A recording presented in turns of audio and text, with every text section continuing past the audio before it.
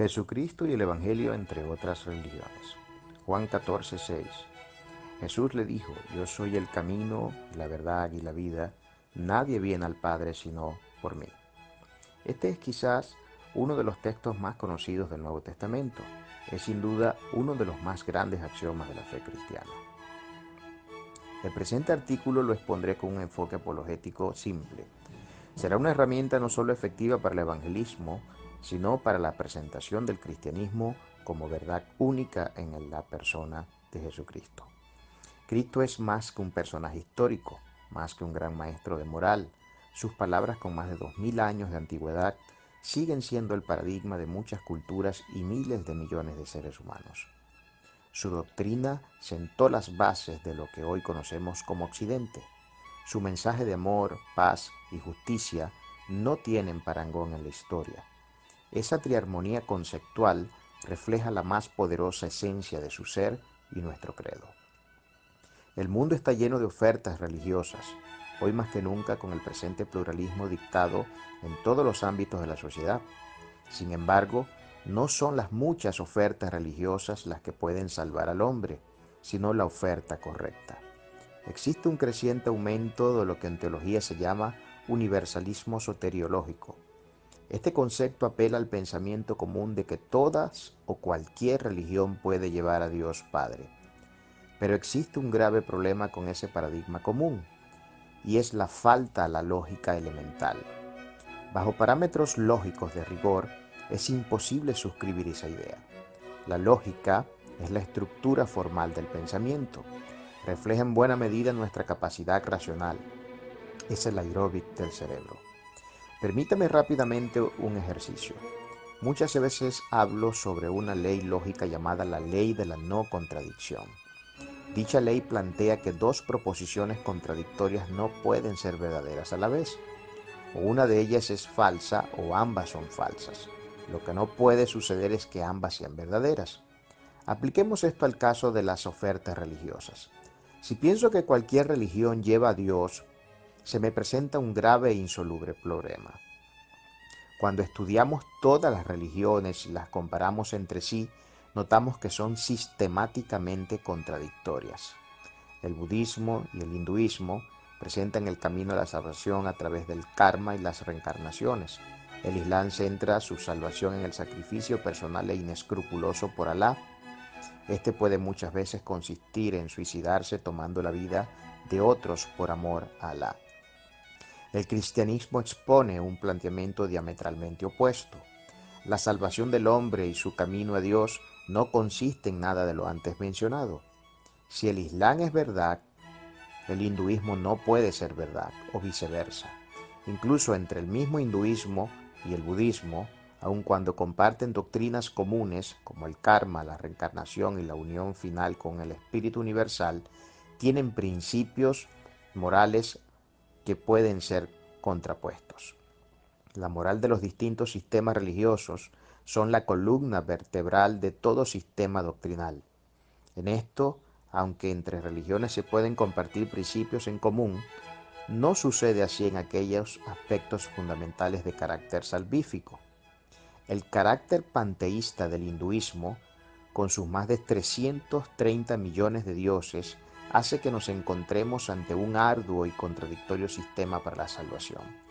El karma y la reencarnación, como alguien una vez dijo, son más injustos que el sistema de intereses de los bancos, porque cuando pagas interés a un banco hay una hoja estadística que plasma todos tus pagos y el restante a pagar. Con el karma nunca se sabe cuánto se debe ni hasta cuándo esto se debe pagar para tener la posibilidad de reencarnar no en una cucaracha o en un perro, sino en otro ser humano con dignidad.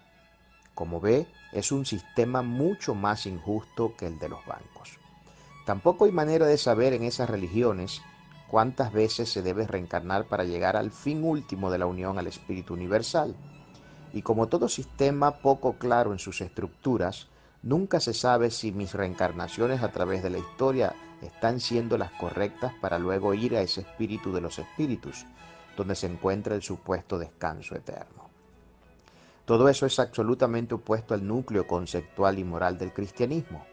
Las afirmaciones de Jesucristo no solo son de una luz meridiana, razonables y justas, sino que además no dan lugar a medias tintas. Lo blanco es blanco y lo negro es negro. El gris no es una opción. Esa maravillosa sencillez de la doctrina de Cristo es lo que ha convencido y enamorado a millares. Como vimos en el pasaje en el que introduje el artículo, él afirmó ser el camino, la verdad y la vida, la única alternativa para llegar a Dios Padre, porque nadie va al Padre si no es por Él. Esa última parte del texto indica un cuantificador negativo exacto, que indica que entre el mundo de ofertas religiosas solo hay una disponible para la salvación. En esa afirmación Jesús borra de un plumazo todas las posibilidades de ser salvo bajo otro criterio. En esto surge una pregunta muy legítima. ¿Cómo puedo saber si lo que Cristo dijo es verdad y el resto de los líderes religiosos estaban equivocados? Porque si usted estudia el resto de las religiones serias y antiguas, ningún precursor, fundador o líder espiritual jamás afirmó palabras como las de Cristo. Si observamos, por ejemplo, el budismo, cuya reflexión moral se sitúa en los escritos de Gautama Buda, no será difícil emitir un juicio que nos haga descartar la filosofía budista como un posible camino a la salvación. Buda fue un filósofo, no un dios, tampoco un profeta. Esos son elementos muy claros en la doctrina budista. Este personaje centró su peregrinación en la búsqueda de la causa del sufrimiento humano y nunca la halló. Se recorrió el mundo entero buscando la causa del dolor y solo pudo llenar su corazón de más dolor al encontrarse con la cruel realidad de que dicha causa no había podido ser hallada. Si no pudo hallar siquiera la causa, por lógico, mucho menos estaría en la posibilidad de brindar posibles resoluciones al problema. Con todo, mucha gente ha decidido seguir sus consejos espirituales, que al final solo son filosofías que circulan en una perspectiva vacía de verdad. Por otro lado, si examinamos los dichos de Jesús, encontrará palabras firmes y llenas de certidumbre. Quien afirme palabras como las de él, solo tiene dos alternativas para emitir un juicio. O estamos ante un lunático o tenemos al propio Dios eterno frente a nuestras narices. Quiero darle unas breves razones del por qué Cristo y su doctrina presenta una alternativa singular. Todas las afirmaciones mesiánicas, sea que fueran dichas por profetas o por el propio Jesús, son muy difíciles de ignorar e impugnar. Contrario a Buda, Jesús sí dio respuestas.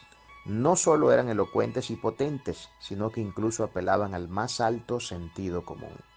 Sus palabras no tienen un valor mítico, sino coherente, racional e histórico. Esta última palabra es una que a muchos les cuesta asimilar, pero el material disponible en más de 5.000 manuscritos que aseveran la firmeza del Nuevo Testamento y sus personajes es un hecho sin rival en cuanto a literatura antigua. Incluso los escépticos de hoy ya no pueden negar lo verificable que es la Biblia desde el punto de vista histórico. Cristo no divaga en la exposición de conceptos filosóficos. Él se centra en la verdad. La verdad es la mayor prueba de rigor histórico que se puede verificar en toda la Biblia. El valor de la verdad en nuestra cultura contemporánea no despierta mucho interés de las masas. El relativismo se ha integrado casi como un símbolo universal en nuestra sociedad. Por ello, no es difícil entender el porqué de tantos desastres y desatinos. La preponderancia de la verdad y el valor proposicional del Evangelio fue un factor constante en los dichos del Mesías. Él no utilizó un lenguaje incierto. Jamás vemos salir de su boca un quizás, puede ser o a lo mejor, palabras que sí plagan el origen de las especies de Darwin. La firmeza y consistencia del mensaje de Cristo hace que sea imposible encontrar en él contradicción alguna. Pero él no fue solo un teórico, también fue un perfecto practicante de lo que enseñó. Incluso sus hechos fueron más elocuentes que sus propias palabras. Y no podía ser de otra forma, ya que la fe bíblica se consolida y formaliza en la puesta en marcha del divino precepto. Él no predicó opiniones, sino verdades que trascendieron en el tiempo. Una de las cosas que hace muy interesante a Cristo es que todo lo que se profetizó sobre él con siglos de anticipación se cumplió a la perfección. Daniel predijo el momento exacto de su manifestación sobre la tierra, con tal exactitud matemática que cualquier matemático moderno se sentiría ufanado. Lo mismo Isaías al profetizar sobre su rol como siervo sufriente, quien tendría muerte de cruz. Esto solo por tratar la parte profética hacia él, pero luego podemos examinar sus propias profecías. Él profetizó distintos eventos que sucederían en su tiempo. Solo mencionaré uno, la resurrección. Dijo que en 3 días se levantaría de la muerte, y así ocurrió. Cientos fueron los testigos oculares que pudieron verificar la veracidad de esa profecía. Además, en la resurrección encontramos otro de los eventos históricos sin parangón en la humanidad. De seguro, la mayor prueba de su deidad y verdad. Son muchas las afirmaciones que hacen de Jesucristo una respuesta única a las grandes interrogantes de la vida. Por limitaciones de espacio no me puedo dedicar a todas, solo estoy dando pinceladas, seguramente muy maltratadas. Otra razón para exaltar al Rey fue y es su perfección moral. Jamás violó ni el más pequeño de los preceptos de Dios. Caminó con tal perfección que vino a convertirse en el arquetipo del hombre perfecto, el ejemplo a seguir. Sus huellas son vastas y contundentes en el tiempo. Gracias a Cristo y sus dichos, el hombre ha sido ubicado en su justo lugar. No somos dioses, pero tampoco el desperdicio de la creación, dos polos extremos que sí vemos tratar en muchas religiones. En la persona de Cristo se le otorga al hombre el agente dignificador más grande de la humanidad. Somos hechos a su imagen y semejanza, a la imagen de Dios. En relación a la justicia, nos encontramos ante una justicia que no es ciega, sino que tiene ojos, boca, corazón y razón. No existe parcialidad. En un juicio no se beneficia al pobre por ser pobre, ni se maltrata al rico por ser rico. Tampoco sucede lo inverso. Esto es muy importante en lo que a justicia se refiere, porque ya usted podrá saber cuán distinto funciona el sistema judicial del hombre. Hablando del amor, la preeminencia por excelencia en su boca, nuevamente encontramos en Jesús un hecho sin rival. Siendo perfecto, sin mancha ni arrugas, pagó la cuenta que usted y yo debíamos ante el Padre Celestial, entregando su propia vida en el madero. Con ese pago accedemos a la justificación y salvación, que no se da por obras sino por gracia y fe en Él. Este quizás sea el elemento más distintivo y singular de la fe cristiana.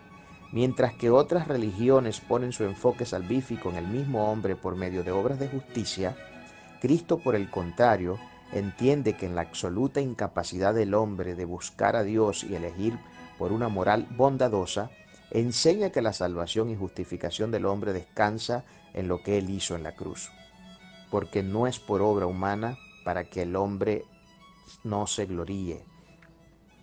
Efesios 2 del 8 al 9, sino por los méritos del Mesías. Por supuesto, todo esto está condicionado a que aceptemos sus términos, los cuales no son gravosos. Dice la palabra que, si confesamos nuestros pecados y nos apartamos de ellos, recibiendo a Jesús como nuestro Señor y Salvador, seremos salvos. Por último, nos ofrece otro tesoro invaluable, la paz. El caso de la paz en la boca del Mesías no se asemeja ni por aproximación remota al concepto paz del mundo. No es la paz de la diplomacia política, no es la paz de las meditaciones trascendentales, tampoco es la paz que puede manifestar un estado de drogadicción. La paz de Jesús, tal como lo asevera el documento sagrado, es una paz que sobrepasa todo entendimiento humano. En otras palabras, va más allá de cualquier estado de ánimo o circunstancias, por difíciles que éstas puedan ser. Estas y muchísimas otras son las razones que día a día me llevan a creer en el Evangelio, las buenas nuevas de Jesucristo. Perdón por el maltrato de la estructura tan desordenada que he utilizado para comunicarme. También pido disculpas por no ser mucho más efectivo en el planteamiento de los argumentos. Prometo hacerlo mejor en una próxima ocasión. De momento espero que lo que hasta ahora he expuesto haya podido ayudarle en algo. Dios le bendiga.